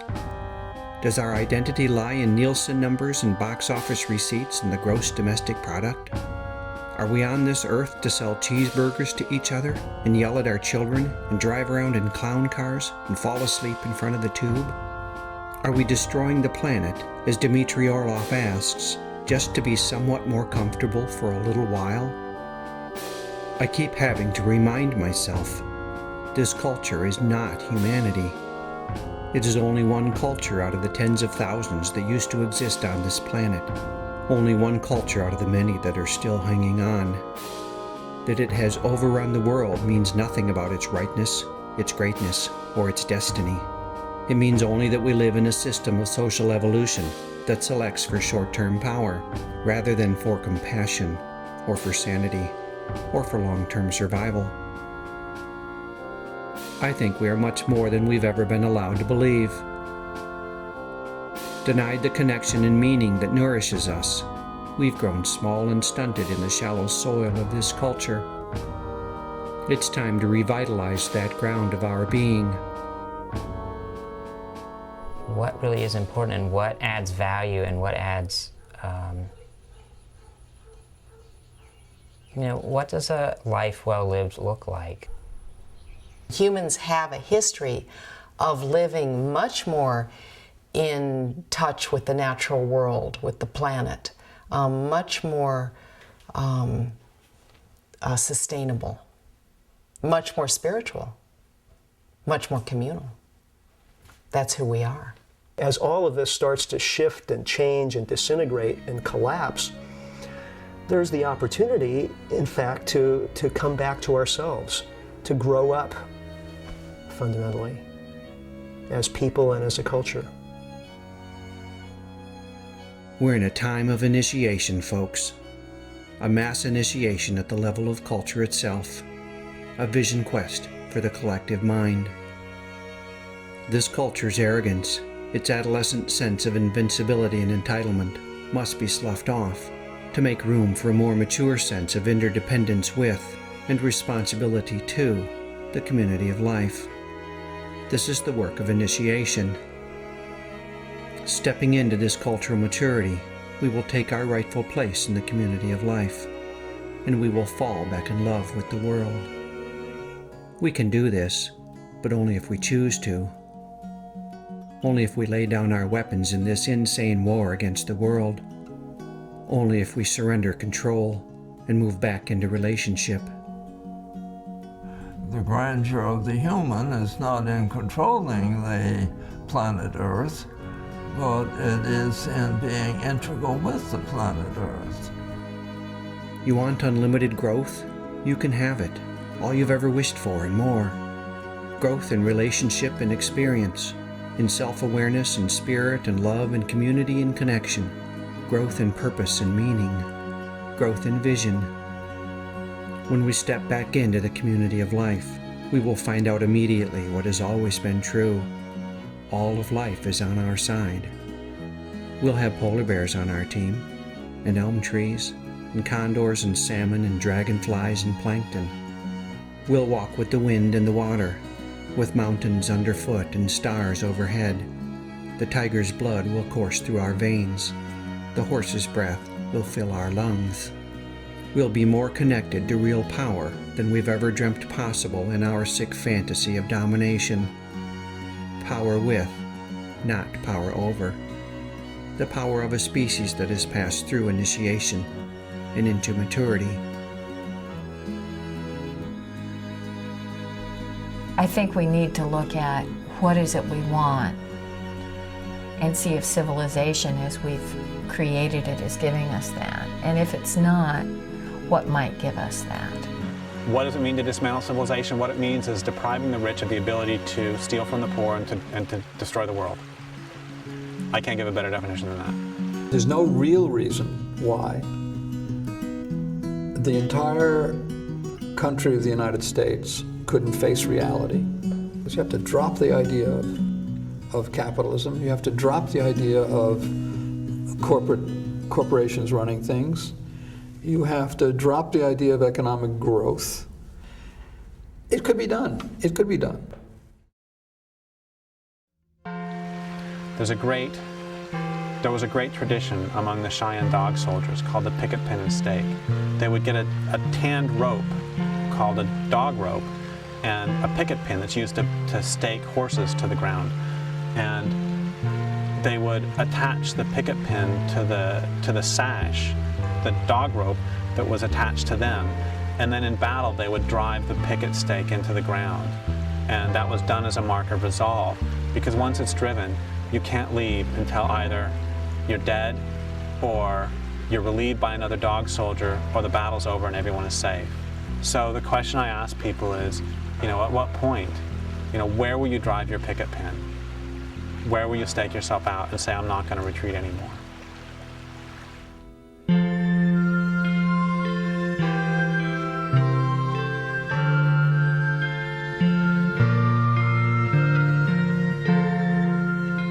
Our descendants are watching us. How will we be? It's time to be thoughtful, coming together to learn about the world as it really is, reading between the lies, doing the math, studying the world situation. There will be a quiz. A paradigm shift will require that we question our deepest and most fundamental assumptions. And that will require that we take our current worldview gently in our arms and hold it while it breathes its last. Step into a new story, walk away from the pyramids, get out of the crumbling building, break out of prison, Choose your favorite metaphor.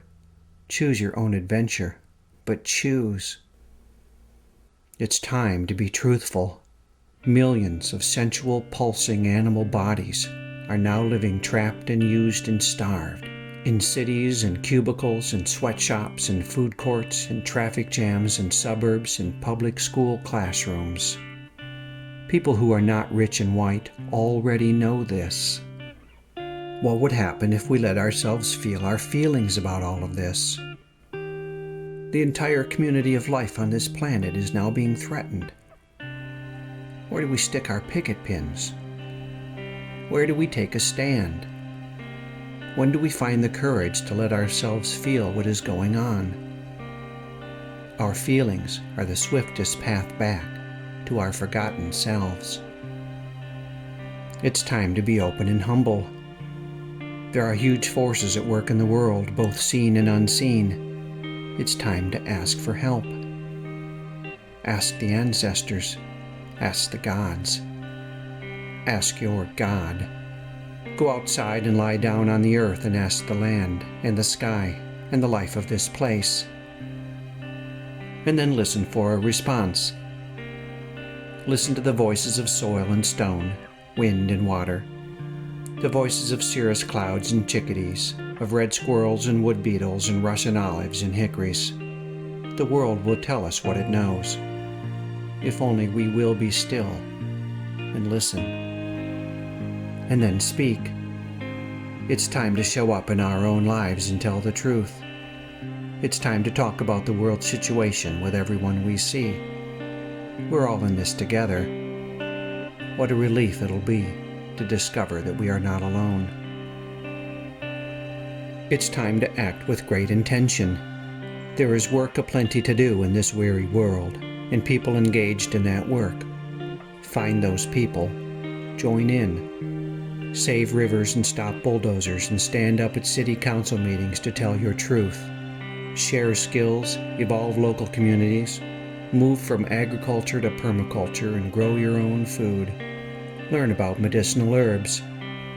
As Derrick Jensen says, we need it all.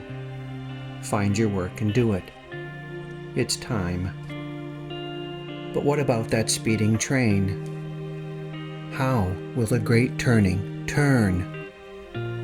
We can wait for the train to crash on its own and hope that it doesn't kill us and everything else. But with the children grown, perhaps we can come together and decide to dismantle, joyfully and with conscious intent, the rusty and dangerous old swing set of a culture that no longer serves us. This may seem an impossible task, but if the alternative is extinction, then we have nothing to lose. We humans once knew how to live on this planet. A few still do, and that's the good news. It can be done. We can do way, way better than empire.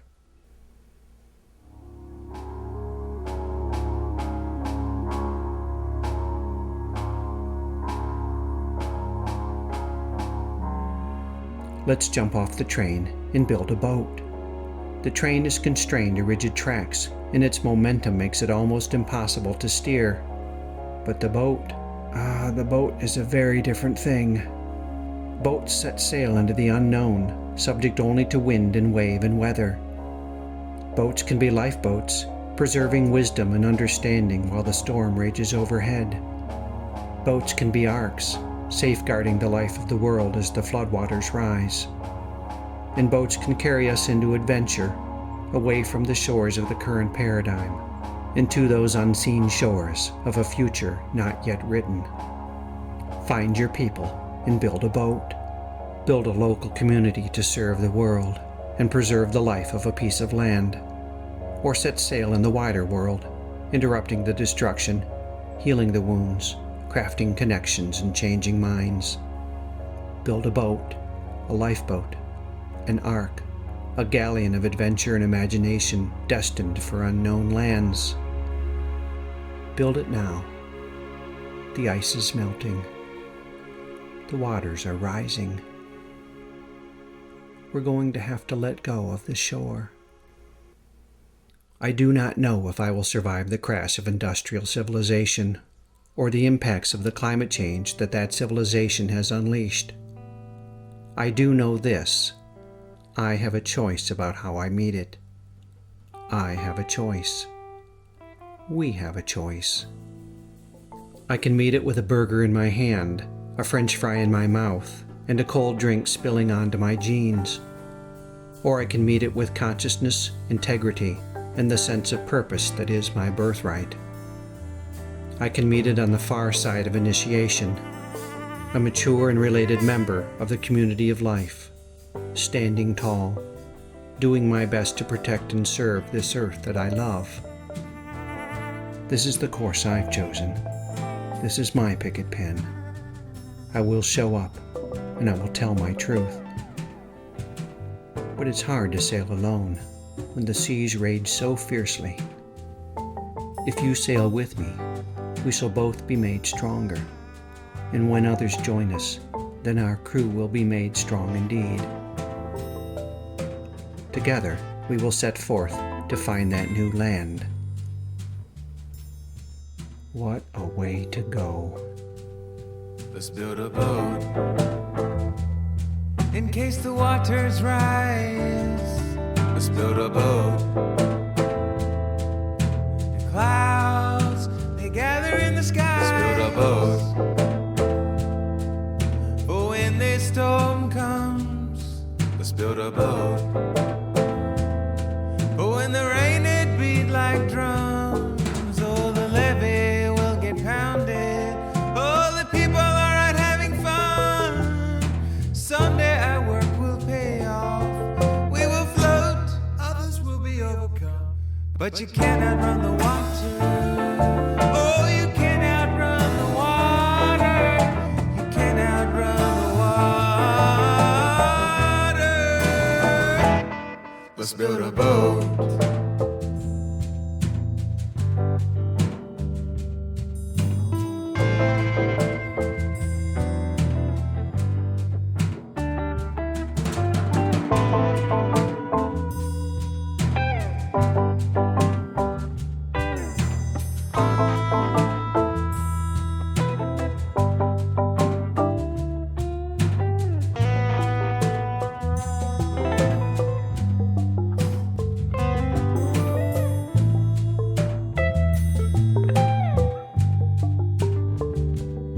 Let's build a boat. Take me to the other side. Let's build a boat. Be forewarned, this is no easy ride. Let's build a boat. Big enough for all of us. Let's build a boat. One that's good enough, one that we can trust. Oh, the levee will get pounded. Oh, the people are out having fun. Someday our work will pay off. We will float, others will be overcome. But you cannot run the water.